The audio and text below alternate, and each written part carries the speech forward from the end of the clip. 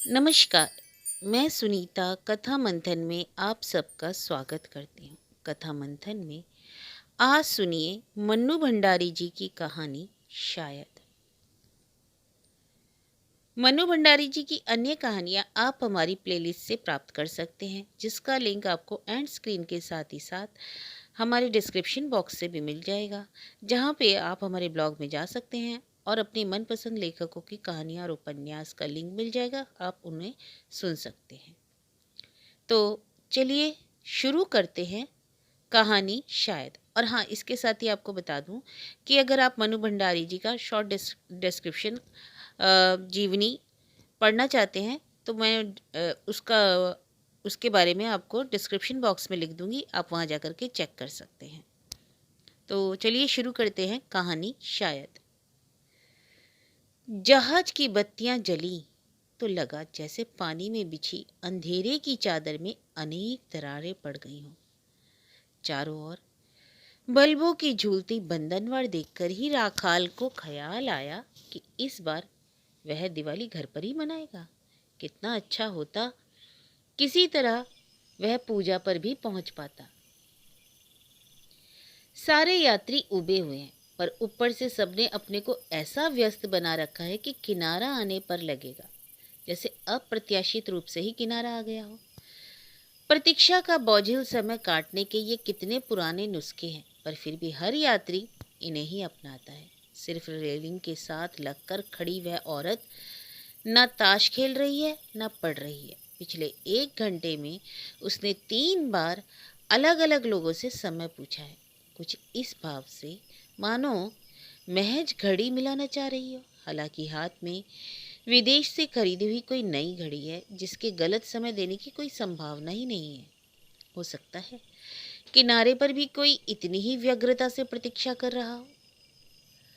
अच्छा किया उसने किसी को खबर नहीं दी। 8 के करीब जहाज किनारे पर लगेगा। राखाल 6 बजे से ही अपनी वर्दी उतार कर ऊपर आ गया था।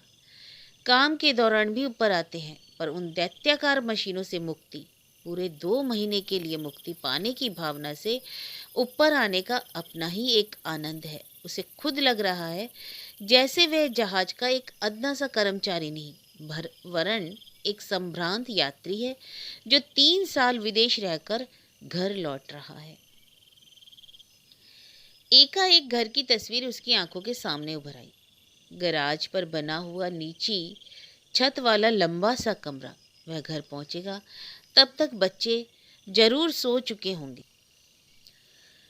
माला किसी न किसी काम में लगी होगी। वह अपना हर पत्र इसी पंक्ति से शुरू करती है।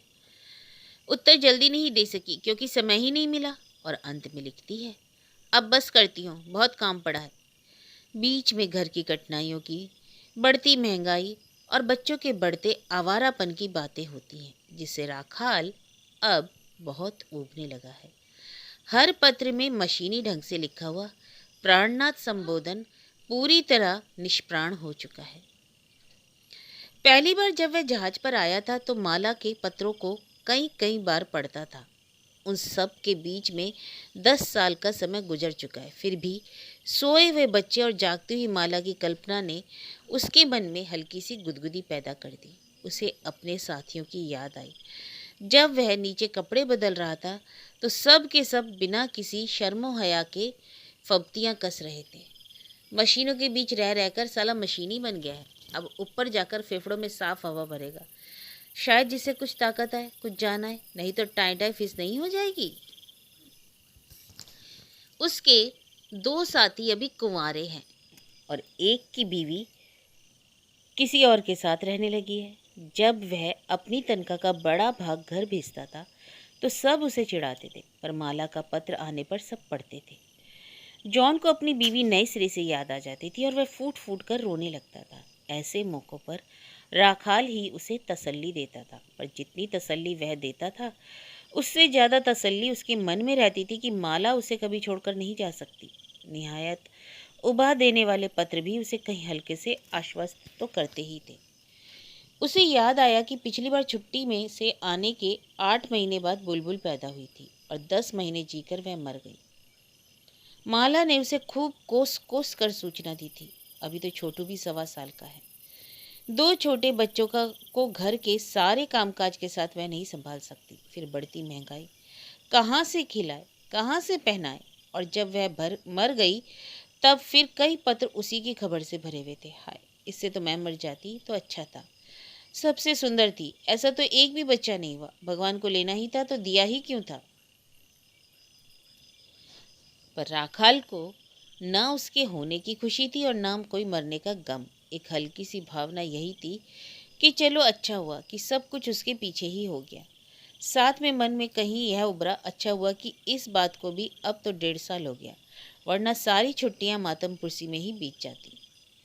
दूर किनारे की बत्तियां दिखाई देने लगी तो ताश में डूबा वह पूरा का पूरा दल रेलिंग के सहारे आ खड़ा हुआ। सबके चेहरों पर उल्लास थिरकने लगा। बच्चे दूर खड़ी छोटी छोटी आकृतियों को ही रुमाल हिलाने लगे। भीड़ से कटकर खड़ी वह अकेली महिला वाइनाकुलर लगाकर किसी को ढूंढ रही है। एकाएक रखाल की नंगी आंखों के सामने माला की आकृति तैर गई। वह अपने साथियों और अफसरों से विदा लेकर बाहर आया और टैक्सी में बैठा। हर समय जहाज के तहखानों में बंद रहने के बाद दूर दूर तक फैला हुआ कलकत्ता, रात दिन चारों ओर लरजती और थिरकती लहरों के बाद लंबी लंबी मौन और स्थिर सड़कें और उन पर उन्मुक्त भाव से प्रकाश उड़ेलती बत्तियों को देखकर उसे नए सिरे से अपने होने का बोध होने लगा। टैक्सी लैंसडाउन मेन रोड से बाई लेन में मुड़ी और 4 मकान छोड़कर खड़ी हो गई। वह उतरकर गराज पर बने अपने मकान को देखने लगा। खिड़की से बहुत ही मंदी रोशनी बाहर आ रही थी। शायद भीतर ही 0 पावर का बल्ब जल रहा है। टैक्सी के ठहरने से, फाटक के खुलकर बंद होने से भीतर किसी तरह की हलचल नहीं हुई। हाँ, सामने कपूर साहब की खिड़की से एक कटा हुआ धड़ झांका, 2 क्षण रुका और फिर गायब हो गया। माला के घर शायद कभी कोई टैक्सी आकर ठहरी ही नहीं। रानी, रखाल ने आवाज दी तो कौन के साथ माला बाहर निकल आई। राखाल को देखते ही उसके चेहरे पर आश्चर्य भरा उल्लास फैल गया। यह क्या तुम, कोई खबर नहीं, सूचना नहीं। और एक तरह से झपटकर उसने राखाल के हाथ से होल्डा ले लिया। टैक्सी वाले को पैसे देकर एक बड़ा और एक छोटा बक्सा संभालते राखाल संकरी सी सीढ़ियां चढ़ने लगा। उसके पीछे माला होल्डाल को ठेलती हुई। बीच में पहुंचते ही राखाल ने बक्सा सीढ़ी पर टिकाया और घूमकर अंधेरे में ही माला का हाथ पकड़कर जोर से दबाया। अरे चलो ना, चलो, यह गिर जाएगा, हाथ छुड़ाते हुए माला ने कहा। उसके हाथ में कोई प्रतिक्रिया, कोई हरकत नहीं हुई। राखाल को माला का हाथ बड़ा सर्द और निर्जीव सा लगा और वही ठंडक जैसे उसकी अपनी रगों में समाने लगी। कमरे में घुसते ही माला ने मरकरी लाइट जलाई। 14 फुट लंबा कमरा और जमीन पर सोते 3 बच्चे उजागर हो गए। नाक नक्श के साथ माला के चेहरे की झुर्रियां, गालों पर पड़े काले काले चकते और रूखे सूखे बालों में से झांकते हुए कई सफेद बाल। तुमने खबर क्यों नहीं दी? खबर देते तो हम सब लोग लेने आते, बच्चे कितने खुश होते। वह जैसे एकाएक रखाल का स्वागत करने में अपने को असमर्थ पा रही थी। अच्छा, तुम जरा सुस्ताकर हाथ मुंह धो, मैं जल्दी से खाने को कुछ बना देती हूँ। नहीं नहीं, खाना मैं खाकर आया हूँ, कुछ भी बनाने की जरूरत नहीं। पर माला फिर भी अभी आई कहकर नीचे उतर ही गई। बच्चे बिना चद्दर के गंदे और पैबंद लगे बिस्तरों पर लेटे हैं। रीना करवट लेकर सो रही है, इसलिए उसका चेहरा नहीं दिखाई दे रहा। बच्चू और छोटू चित्त सो रहे हैं। छोटू नंगा है और उसका मुंह भी काफी गंदा है। खिड़की पर फटी साड़ी का पर्दा और एक और सरक कर झूल रहा है। एकाएक मरकरी लाइट का दूधिया आलोक उसकी आंखों में चुभने लगा। उसने बत्ती बुझा दी। कमरे का नंगापन क्षण भर को अंधेरे में डूब गया। राखाल बच्चों को बचाता हुआ आया और खिड़की पर बैठ गया। इस घर में यही उसकी स्थायी सीट है। यह क्या, बत्ती क्यों बुझा दी? अंधेरे में राखाल को माला की केवल आकृति भर दिखाई दी, पर वह आकृति उसे पूरे नाक नक्श वाली माला से ज्यादा परिचित महसूस हुई। रहने दो, बच्चों को परेशानी होगी। लो, थोड़ा सा दूध है, तुम पी लो। और अंधेरे में ही बढ़कर उसने प्याला राखाल के हाथ में थमा दिया। फिर बड़े जतन से वह उसका बिस्तर लगाने लगी। घर की शायद सबसे साफ चद्दर बिछाई। उसके हर काम से उसके मन का उल्लास झलक पड़ रहा था। वह लगातार कुछ न कुछ बोले चली जा रही थी। मुझे तो 2 साल काटना ही इतना भारी पड़ता था, इस बार तुमने पूरे 3 साल लगा दिए। पूजा पर कितनी कितनी राह देखी, बेचारे बच्चों को एक एक नया कपड़ा तक न दिलवा सकी। दादा की बिजली की दुकान खूब अच्छी चलने लगी, सो यह लाइट तो जरूर लगवा दी, पर इतना नहीं हुआ कि बहन के बच्चों को एक एक कपड़ा ही दिलवा देते। टुकुर टुकुर मेरे बच्चे दूसरों के घरों में ताकते रहे। माला का गला रूंध गया। यह सब तो राखाल की छुट्टी भर सुनना ही है, पर आज नहीं सुनना चाहता था। बिस्तर पर लेटकर उसने माला को अपने पास लेटा लिया। उसका ध्यान माला की बातों से ज्यादा माला पर लगा हुआ था। क्या करता? पूजा पर जहाज इस तरफ था ही नहीं। प्राइवेट शिपिंग कंपनी है, छुट्टी के कायदे कानून पर झगड़ा भी नहीं किया जा सकता। फिर उसे तसल्ली देता सा बोला, कोई बात नहीं, बच्चों को कल खुश कर दूंगा। और फिर उसने माला को अपनी बाहों में दबोचना चाहा तो वह छिटक कर दूर हो गई। अरे बाबा माफ करो, तुम्हारा क्या है, तुम तो अपने कर कराकर चल देते हो, पीछे तो गुजरती मैं मुझ पर ही है, मैं ही जानती हूँ। फिर भरे गले से बुलबुल का प्रसंग शुरू हो गया। उस बेचारी ने तो जाना ही नहीं बाबा किसे कहते हैं। बीमारी की हालत में टुकुर टुकुर ऐसे ताकती थी मानो कह रही थी माँ बचा लो। कपूर साहब ने अपने डॉक्टर जमाई से खूब इलाज करवाया। शंकर ने दवाइयों के लिए रुपए उधार दिए। खूब दौड़ धूप भी की, पर यह तो अपना कर्ज वसूल करके चली ही गई। और माला फूट फूट कर रोने लगी। राखाल का सारा शरीर शिथिल हो गया। उसे माला पर क्रोध सा आने लगा। जो चली गई उसका ख्याल है और जो आया है उसकी कोई चिंता नहीं। जाने की उसे लगने लगा जैसे वह किसी और के बारे में सुन रहा है, मानो उसे मृत बच्ची से, माला के दुख से उसका अपना कोई संबंध ही नहीं है। रो धोकर माला तो सो गई, पर राखाल को किसी तरह नींद नहीं आई। उसे भी तो नहीं लग रहा था कि वह घर में है। अभी भी यही लग रहा है मानो वह जहाज में बैठा है और और माला के बीच बहुत बहुत दूरी है। सवेरे नींद खुली तो धूप कमरे में भर गई। बच्चों के बिस्तर सिमट गए थे। नीचे से माला और बच्चों की मिली जुली आवाजें आ रही थी। भरी धूप में उसे यह कमरा कुछ नया नया लगा। उसने जोर से अंगड़ाई ली और एक सिगरेट सुलगा ली। दीवार पर हमेशा की तरह माँ दुर्गा की तस्वीर है। उस पर लगी रोली और चंदन की छींटे कुछ ताजा लग रहे हैं, शायद इसी पूजा पर लगाए होंगे। उस तस्वीर के पास ही दीवार पर एक छोटा सा चौकोर निशान बना है। राखाल को याद आया, यहाँ हमेशा उसकी तस्वीर लगी रहती थी। अब वह नहीं है। वह इधर उधर देखने लगा। कमरे में ठीक ठाक चीज के नाम पर एक छोटी सी अलमारी मात्र है, शीशे की दरवाजे वाली। इससे उसकी बाहर से लाई हुई कई चीजें रखी हैं। उन्हीं के बीच उसे अपनी तस्वीर दिखाई दी। उसका फ्रेम टूट चुका था। तभी रीना ने कमरे में झांका और उसे जगा हुआ देखकर शर्माते हुए नमस्ते की। रीना, यहाँ आओ बेटा। और उसने दोनों हाथ फैला दिए। रीना उसकी सबसे लाडली बिटिया है, पर रीना पहले की तरह दौड़कर उसकी बाहों में नहीं समा गई। बस मुस्कुराती हुई उसके पास आ खड़ी हुई। 3 साल में रीना सचमुच बड़ी हो गई। 13 साल की है। उसकी नज़र रीना पर पड़ी। बेटी की जवानी की कल्पना ही उसके लिए नया अनुभव थी। रीना नीचे दौड़ गई और 2 मिनट बाद ही बच्चू आकर उसकी गोद में लद गया। पीछे पीछे माला ट्रे में बड़े करीने से सजाकर चाय लाई और रीना 4 साल के छोटे को लाद कर। राखाल को लगा जैसे सब लोग उसके जागने की प्रतीक्षा कर रहे थे। रात को मैले कपड़ों में लिपटे और बिखरे बालों वाले बच्चे इस समय धुले साफ कपड़ों में थे। छोटू की आंखों में मोटा मोटा काजल था और टांगों में निक्कर। माला की मांग में सिंदूर की लाली पीछे तक चली गई थी और औपचारिक मेहमान की तरह उसकी खातिर हो रही थी। फिर भी वह यह सब उसे अच्छा लगा। आने के बाद पहली बार लगा कि अपने घर आया है। चाय के साथ साथ उसने बीवी बच्चों के साथ होने की गर्मी भी महसूस की।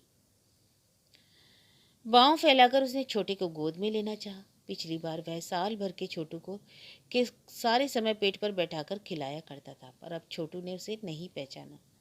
राखाल ने उसे जबरदस्ती खींचा तो वह रो पड़ा और छिटक कर माला के पास चला गया। छोटू, छोटू बाबा, बाबा छोट जाओ जाओ बेटा, प्यार करेंगे। रीना भी समझाती है, छोटू बाबा जाओ, चीजी देंगे। 1-2 दिन में पहचान लेगा तो फिर 1 मिनट भी नहीं छोड़ेगा। राखाल को लगा जैसे माला तसल्ली दे रही है। बच्चू बराबर रट लगाया कि बाबा क्या लाए हमारे लिए। वैसे सभी की आंखों में यही उत्सुकता भी झलक रही है। राखाल ने बक्सा खोलकर चीजें निकालनी शुरू की। तीनों बच्चे बक्से के इर्द गिर्द सिमट आए। कपड़े, खिलौने, पेन, रिबन, जर्सी, मोजे, बच्चू हर चीज पर झपटता तो माला उसे डांट देती। फिर भी भीतर ही भीतर गदगद होने के कारण उसकी झुर्रियों में कोमलता और स्निग्धता भर आई है। रीना को जो कुछ दिया उसने चुपचाप ले लिया। पहले रीना और बच्चों में कितना झगड़ा होता था। रीना को यूं बड़ा हो जाना उसे कहीं कष्ट देने लगा। यह तुम्हारे लिए है, और बक्स की सबसे कीमती चीज निकालकर उसने माला की ओर बढ़ा दी। डिबिया खोलकर एक टक घड़ी की ओर देखते हुए माला बोली, अरे मैं अब क्या घड़ी लगाऊंगी, चलो रीना के काम आएगी। बच्चे अपनी अपनी चीजें बटोरकर दौड़ गए। आसपास के घरों में शायद उसके आने का समाचार पहुंच चुका था। सामने वाले कपूर साहब की लड़की बरामदे से ही झांक रही है। नमस्कार दादा, हंसता हुआ शंकर उसके सामने आ खड़ा हुआ। राखाल को लगा उसके होठ और दांत पहले से भी ज्यादा कत्थई हो गए हैं। जाने क्यों राखाल इस आदमी को कभी पसंद नहीं कर पाया। बड़े ठंडे लहजे में उसने जवाब दिया, कहो अच्छे तो हो? हाँ दादा, सब आपकी मेहरबानी है। चाय पियो शंकर, मनोहार करती हुई माला बोली। अरे आज तो मिठाई खिलाओ बोधी, दादा आए हैं। शंकर के होठों का कत्थई रंग और फैल गया। दादा, इस बार तो आपने आने में 3 साल लगा दिए। बोधी ने भारी कष्ट सहा। बुलबुल को तो आपने देखा ही नहीं, पर बोधी को तो वह बूढ़ी कर गई। चुभती सी नजरों से राखाल ने देखा तो मन ही मन में कहीं उभरा, तो तुझे भी अब माला की जवानी बुढ़ापे की चिंता हो गई है? शंकर नहीं होता तो मैं कुछ ना कर पाती। तुम्हारा एहसान मैं कभी नहीं भूलूंगी, वरना आज के जमाने में बस बस मुझे तुम्हारी यही बात अच्छी नहीं लगती। मुसीबत में अपने ही लोग तो काम आते हैं।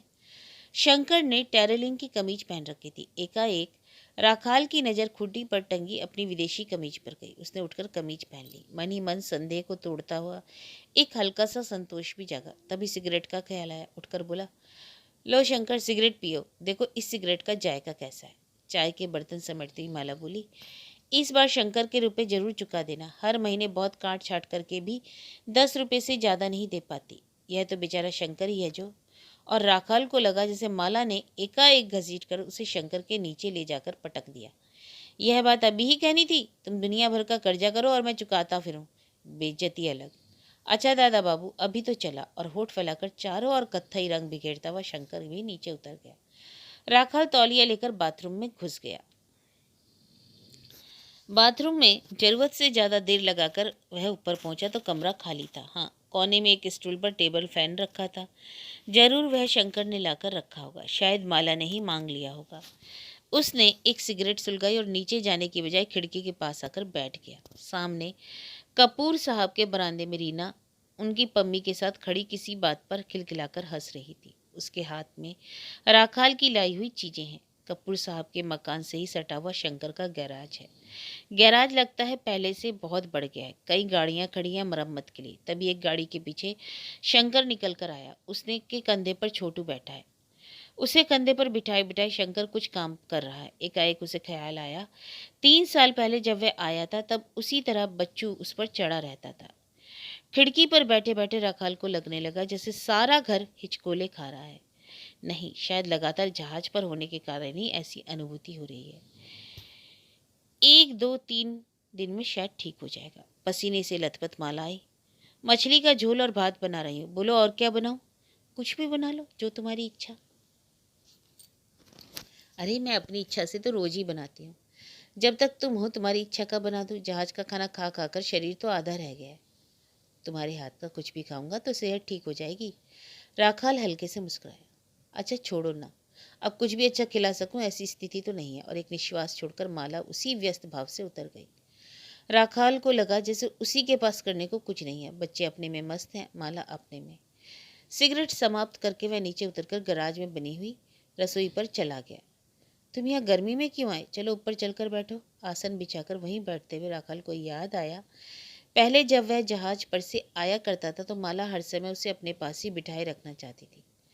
खाने पर फिर सारा परिवार जुट गया। इस समय बच्चों के लिए राखाल से ज्यादा महत्व राखाल के बहाने मिलने वाले इस खाने का है। खाना पीना समाप्त हुआ तो माला ने बच्चों से कहा, जाओ दादा के यहाँ जाकर खबर कराओ तो बाबा आए हैं। और देखो धूप में लौटकर मत आना, वहीं खेलते रहना। शाम को हम लोग आएंगे तो लेते आएंगे। बच्चों ने राखाल के लाए हुए कपड़े चढ़ाए और इतराते हुए दौड़ गए। माला नीचे बर्तन साफ करने लगी। राखाल ने कमरे की खिड़की बंद कर दी और जमीन पर चटाई डालकर चित लेट गया। माला ने शायद जानबूझकर ही बच्चों को आने के लिए मना कर दिया है। जहाज से उतरकर टैक्सी में बैठे बैठे माला से मिलने की अकुलाहट हो रही थी, वैसे ही अकुलाहट उसे फिर होने लगी। शायद फिर नीचे कोई आया है। माला की बात करने की आवाज़ आ रही है, कोई महिला स्वर है, पता नहीं किस किस को पाल रखा है। थोड़ी देर वह बेचैनी से राह देखते रहा, फिर जोर से आवाज़ दी, माला। अपने स्वर का रौबीलापन उसे स्वयं बड़ा अच्छा लगा। आई। और मिनट बाद साड़ी से ही हाथ पहुँचती पसीने से भीगी माला आ खड़ी हुई।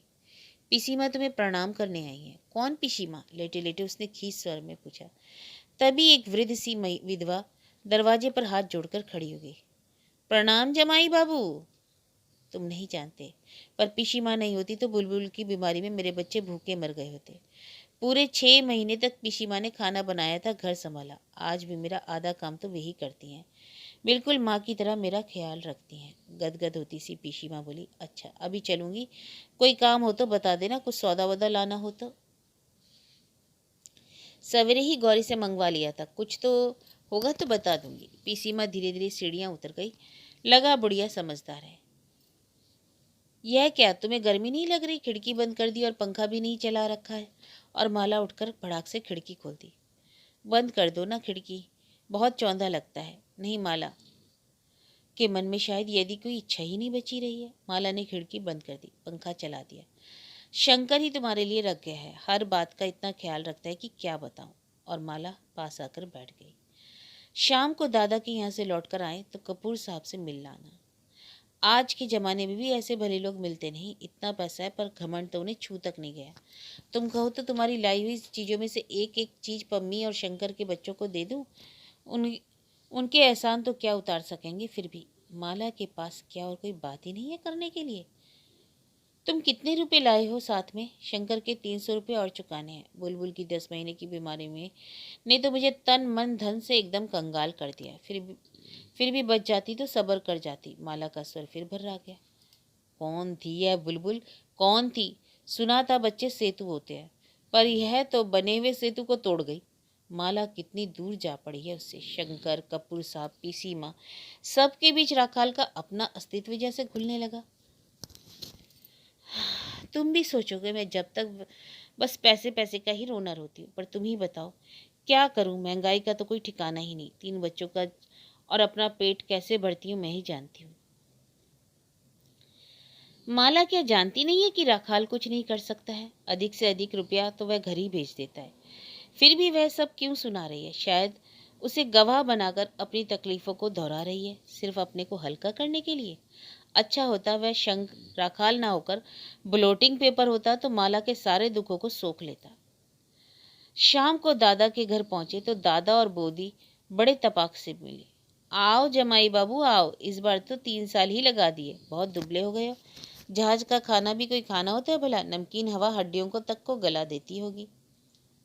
राखाल का मन हुआ कह दे, नमकीन हवा क्या हड्डियां गलाएगी?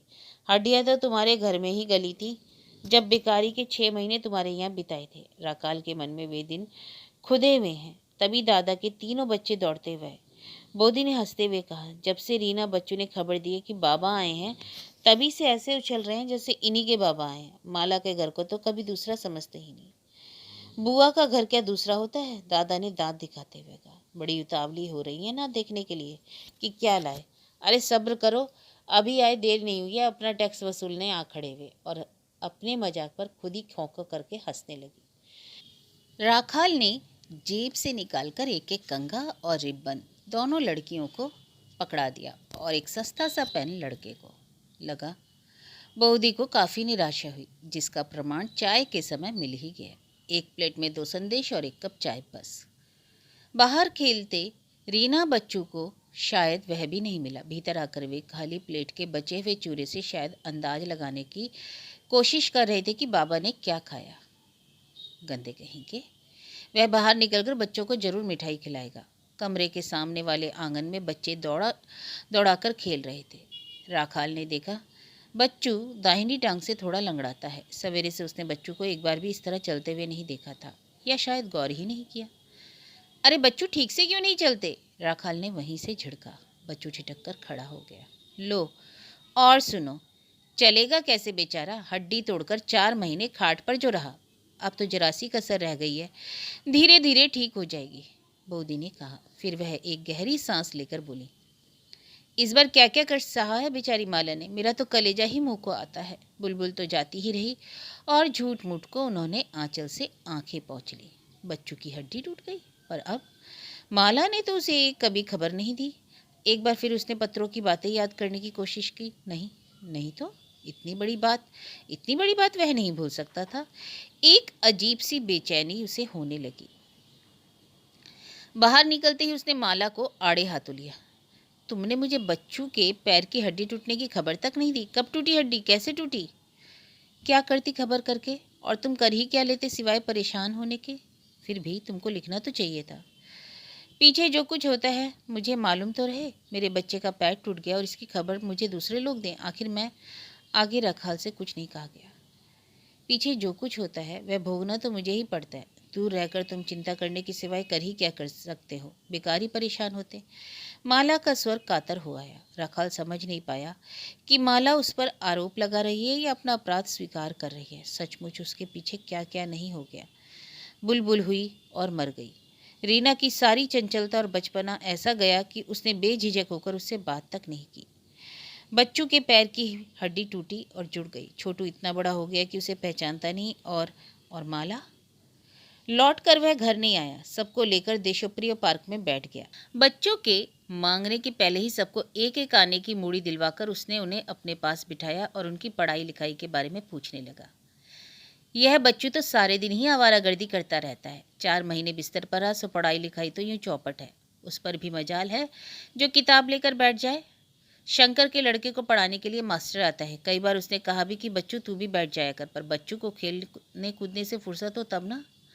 आक्रोश और खींच माला के स्वर का स्थायी भाव हो गया है। राखाल ने बच्चू को बाहों में भरकर अपने पास खींचते हुए कहा, देखना देखना अब बच्चू कैसे पढ़ता है। कोई शंकर वंकर का मास्टर नहीं, मैं पढ़ाऊंगा इसे। क्यों बेटा, अच्छे नंबरों से पास होना है ना तुम्हें?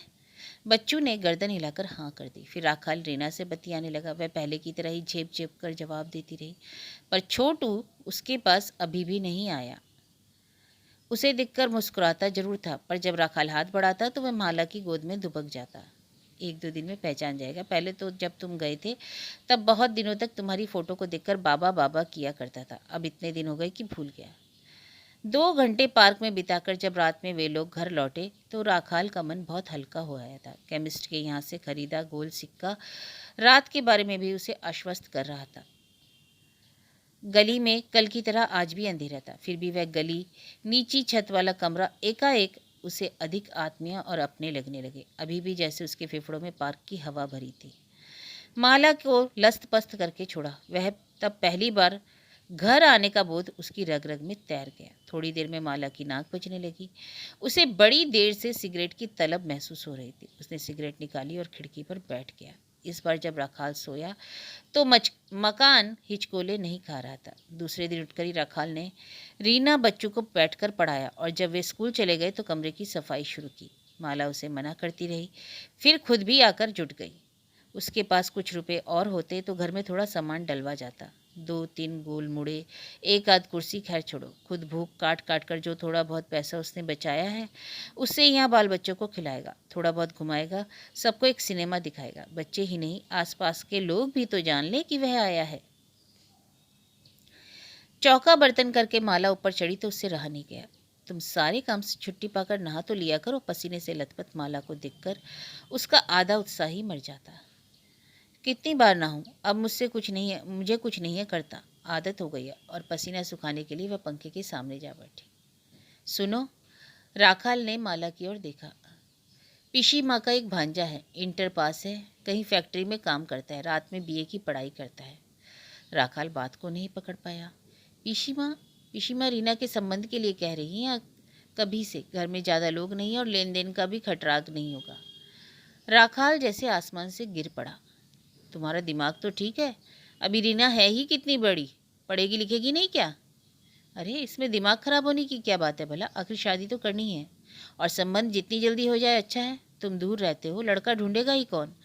यह तो भाग से घर बैठे ही लड़का मिल रहा है, तुम बुलाकर मिल लो, देख सुन लो, तसल्ली कर लो। माला थी कि बोले चली जा रही थी और राखाल की यह समझ में नहीं आ रहा था कि वह उसे कैसे चुप करे। दादा ने कहा कि एक बार लड़के को बुलाकर देख लो, कुछ बात कर लो। तो कतरा गए। शादी ब्याह का मामला है, जमाई बाबू के आने से ही ठीक रहेगा। अरे मैं खूब समझती हूँ, बुलाएंगे तो कुछ खिलाना पिलाना ना पड़ेगा, कौन खर्चा करे। माला, पर रीना क्या बहुत छोटी नहीं है? राखाल के स्वर में अजीब सी बेबसी आ गई। क्या छोटी है? 13 पूरे होने वाले हैं और कौन आज ही ब्याह होने जा रहा है? कुछ ना करके 2-3 हज़ार तो चाहिए ही। मुझे तो रात दिन यही चिंता लगी रहती है। राखाल की आंखों के सामने जाने कैसी धुंध छाने लगी। थोड़ी देर पहले का जमाया हुआ कमरा फीका लगने लगा। दादा बाबू, आपने बुलाया? अपने कत्थई होठ फैलाए हुए शंकर सामने आ खड़ा हुआ। बैठो बैठो, हजामत बनाते हुए राखाल ने कहा। लो, आपने तो कमरे की शक्ल ही बदल दी। अब लग रहा है कि घर का मालिक आ गया। शंकर हंसने लगा, पर राखाल को अब शंकर की हंसी उतनी बुरी नहीं लगी। एक अधमैले तौलिए से रगड़कर मुंह पोंछते हुए राखाल ने कहा, माला तुम्हारा कुछ हिसाब बता रही थी, मुझे पहले तो मालूम नहीं था, वरना पूरे का ही प्रबंध करके लाता। स्वर में घर के मालिका वाला रौब भी पूरी तरह था। अरे दादा बाबू, आप चिंता न करिए, रुपये कौन भागे जा रहे हैं। नहीं भाई, कर्ज जितनी जल्दी चुक जाए अच्छा है। और राखाल ने अपना छोटा सा संदूक खोलकर उसमें से 100 रुपये का नोट निकाल कर दे दिया। शंकर ने जेब में रखा और चल दिया। राखाल ने बचे हुए गिने 80। पहली तारीख को तनख्वाह मिलेगी, उसमें से माला को घर खर्च के लिए रुपये देने के बाद 50 रुपये बचेंगे। कुल हुए 130। इन्हीं रुपयों में उसे 2 महीने तक अपनी बीवी बच्चों को घुमाना फिराना और फिर लौट कर भी जाना है। अनायास ही रंजू की बात याद आई। जहाज वालों को तो शादी करनी ही नहीं चाहिए। यहाँ रात दिन मशीनों में सिर फोड़ो, पैसा मिले तो घर वालों की हाजिरी में भेज दो। भैया हम अच्छे हैं, जिस घाट उतरे तफरी कर ली, ना किसी का देना ना लेना। तब उसकी आंखों के आगे माला और बच्चे तैर जाते थे। वह तौलिया लेकर नहाने चला गया।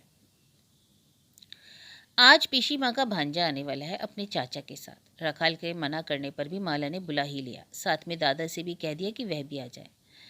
दादा 4 बजे ही आ धमके। कलफ लगा कुर्ता और चुन्नटदार धोती, एक जगह बैठे बैठे ही कुछ ऐसे सक्रिय लग रहे हैं जैसे घर के मालिक करता धरता वही हो। राखाल तो मात्र आगंतुक है। राखाल को दादा की उपस्थिति भर ही बहुत कष्ट देती है, पर माला की जीत। बात जम गई और पीछे कुछ भी करना हुआ तो रोज हिक्कर दादा से ही करवाना होगा। पैसे का मामला ना हो तो भाग दौड़ थोड़ी बहुत तो कर ही देंगे।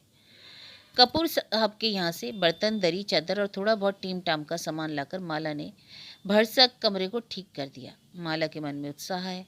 राखाल ने काम में मदद जरूर की, पर बड़े बेमन से। पता नहीं रीना को पता भी है या नहीं, जरूर होगा। इन बातों की गंध पाने के लिए लड़कियों के पास छठी इंद्रिय जो होती है।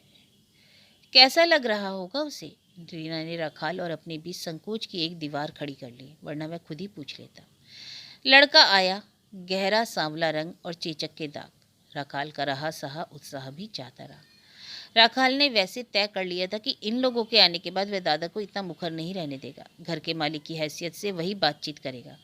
पर लड़के की सूरत देखकर यह निर्णय अपने आप पिघल गया। दादा बात भी कर रहे हैं और धोती का छोर उठाकर ऊपर नीचे आ जा भी रहे हैं।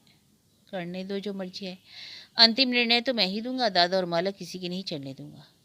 हम तो कभी से मिलना चाह रहे थे, पर आपके लौटने का इंतजार था, चाचा ने कहा तो राखाल को थोड़ा संतोष हुआ। पहली बार होठों पर मुस्कुराहट आई। चलो, कम से कम यह तो मालूम हुआ कि घर का मालिक मैं हूँ। फिर इधर उधर की बातचीत चलने लगी। चाचा ने पूछा, अच्छा राखाल बाबू, आप तो बहुत देश विदेश घूमते हैं, अपने जैसी संस्कृति कहीं देखने को मिलती है? राखाल को लगा चाचा जी उसके विदेश घूमने से काफ़ी प्रभावित हैं। वह कुछ कहता उसके पहले ही दादा बोले, अरे नहीं गांगुली बाबू, जमाई बाबू का काम तो जहाज का है, देश विदेश कहाँ घूम पाते हैं बेचारे, जहाज पर ही तो रहना पड़ता है। फिर भी कुछ मालूम हो तो बोलो जमाई बाबू, अपने देश जैसी संस्कृति कहीं देखी? राखाल भीतर ही भीतर भून गया। जहाज पर नौकरी नहीं करते, कहो जहाज में पखाना साफ, उज्जट कहीं का। इस माला को मना कर दो, फिर भी मरेगी इस दादा के पीछे। आज वह माला की अच्छी तरह खबर लेगा। बात संस्कृति से नौकरी पर आ गई और लगे हाथी बेकारी की समस्या और सरकार की धुनाई भी हो गई। ऐसे संकट के दिनों में भी अपने भतीजे को फैक्ट्री में नौकरी दिलवा लेने की सफलता पर अपार गर्व महसूस करते हुए गांगुली बाबू रसगुल्ले पर रसगुल्ले खाते रहे। लड़की वाले भले ही हो, पर खाने में बराबरी के ही उतरेंगे भाव से दादा मुकाबला करते रहे। खाता जा, मुफ्त का माल जो है। अपने घर तो संदेश देकर छुट्टी कर दी।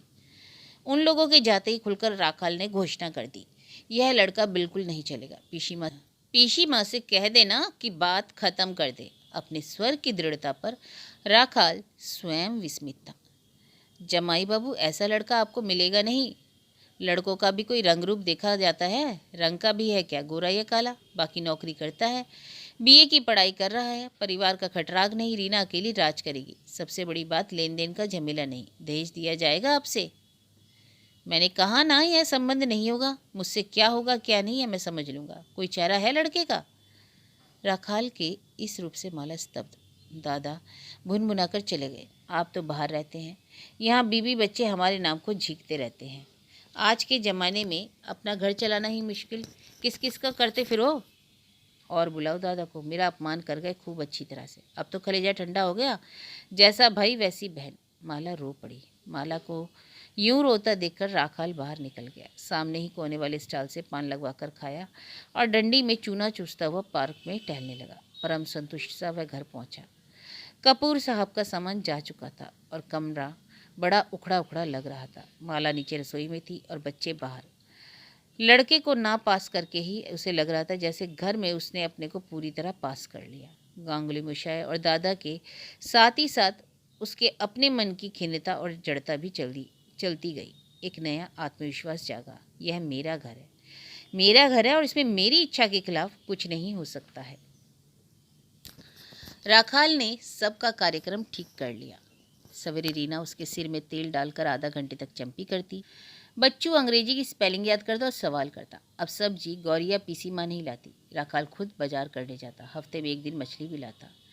छोटू का लीवर बड़ा हुआ है तो खुद उसे अस्पताल ले गया। उसे नहीं पसंद कि हर बात में दूसरों का एहसान लिया जाए। शाम को बच्चू खड़े होकर उसके पैर दबाता और साथ ही पहाड़े भी याद करता। खाने के बाद बच्चों को वह पढ़ाने बैठ जाता।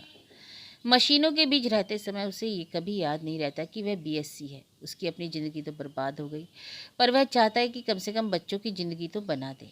उसे आज भी याद है कि जब वह कलकत्ते में ही नौकरी करता था और रीना हुई थी तो माला की एक आकांक्षा थी कि वह अपनी बिटिया को डॉक्टर बनाएगी। और अब रविवार की शाम को माला और बच्चों को लेकर घूमने जाता। उस समय शंकर या कपूर साहब दिख जाते तो वह 2 मिनट रुककर जरूर उनसे कुछ बात करता। फिर बड़ी लापरवाही से कहता है, ज़रा बच्चों को घुमा लाऊं।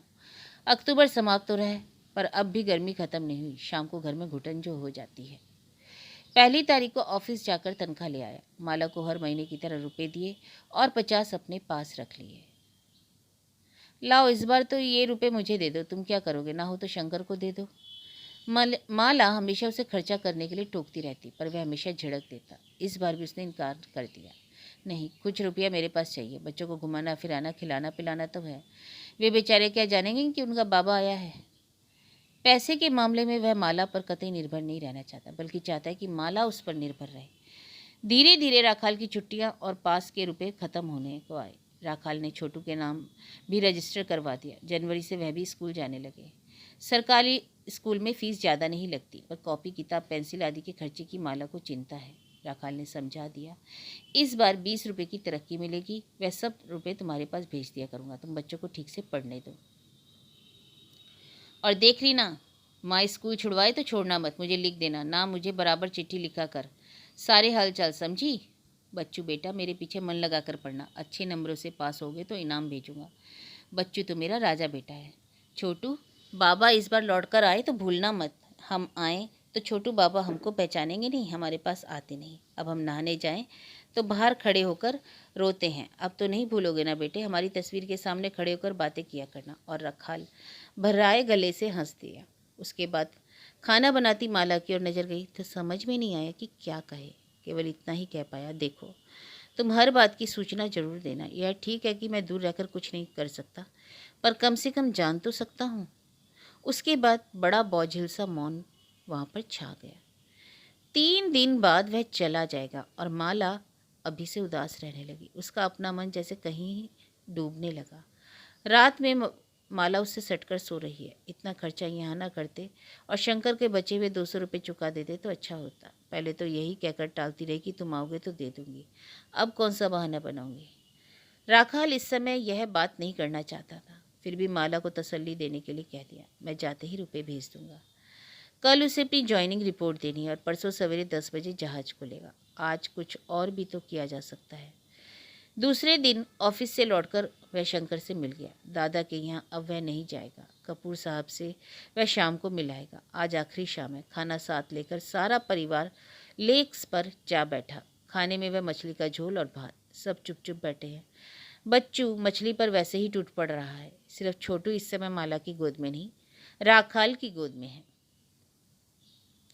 शाम का अंधेरा उसके मन पर उतरता आ रहा है। माला की आंखें इस बात की गवाह हैं कि दिन में वह कई बार रो चुकी है। दूसरे दिन राखाल सबको लेकर 8 बजे ही जहाज पर पहुंच गया। उसने अपनी हाजिरी लगवा दी।